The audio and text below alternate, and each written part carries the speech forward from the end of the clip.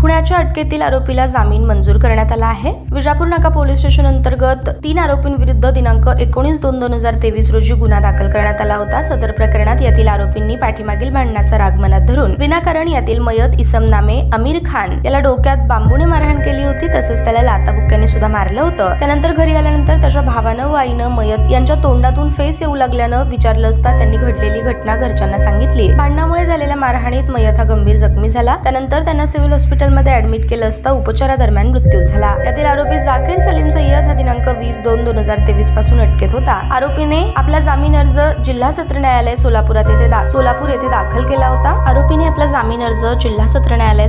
दाखल केला होता। आरोपीच्या वकिलानं केलेला युक्तिवाद ग्राह्य मानून जिल्हा व सत्र न्यायाधीश श्रीमती रेखा पांढरे यांनी आरोपीचा जामीन अर्ज सशर्त मंजूर केला आहे। यात आरोपीतर्फे advocate Kadir Auti, advocate Dattatray Kapure, advocate Sohail Rampure यांनी काम पाहिलं। ताज्या बातम्या पाहण्यासाठी प्राईम महाराष्ट्र न्यूज चॅनलला सबस्क्राईब करा।